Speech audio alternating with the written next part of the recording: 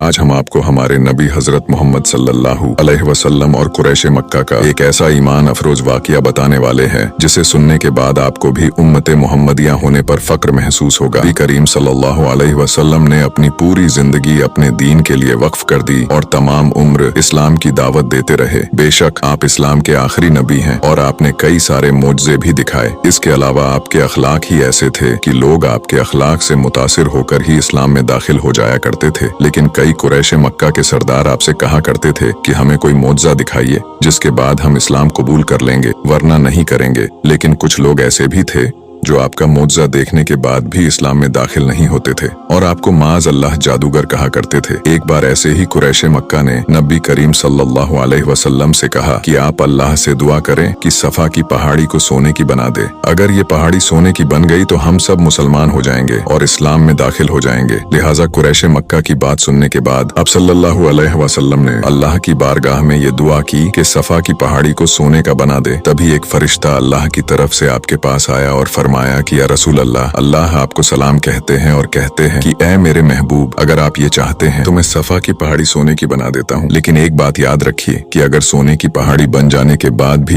ये लोग कुफ्र पर अड़े रहे और दीन हक को ठुकराया तो मैं इनको वो अजाब दूंगा जो मैंने कभी जहन्नुम में किसी को नहीं दिया। और दूसरी बात, अल्लाह ने नबी सल्लल्लाहु अलैहि वसल्लम से फरमाई कि ऐ मेरे महबूब, अगर आप चाहे तो ये सोने की पहाड़ी न लें, बल्कि मैं आपकी उम्मत के लिए रहमत और तौबा के दरवाजे खुले रखता हूँ। तभी नबी करीम सल्लल्लाहु अलैहि वसल्लम ने फरमाया कि अल्लाह मेरी उम्मत के लिए वापसी और रहमत के दरवाजे खुले रखना। सुभान अल्लाह, मेरे नबी रहमत है और रहमतुल आलमीन का इंतखाब है कि हमारे लिए वापसी का दरवाजा खुला है और वापसी कब करनी है ये हमें तय करना है। देरी अल्लाह की तरफ से नहीं बल्कि हमारी तरफ से है। इसलिए आज मौका है तो अल्लाह से तौबा कर लो, क्योंकि अल्लाह की रहमत के दरवाजे आज भी हमारे लिए खुले हैं। कहीं ऐसा न हो कि अल्लाह ताला हमारी तौबा कबूल करने से पहले ही अपनी रहमत के दरवाजे हम पर बंद कर ले। इसलिए आज हमारे पास मौका है कि हम अल्लाह की बारगाह में तौबा कर लें और अल्लाह से माफी मांग लें। अल्लाह से दुआ है कि अल्लाह हमें तौबा करने की तौफीक अता फरमाए और जहन्नुम के अजाब से हम तमाम की हिफाजत फरमाए।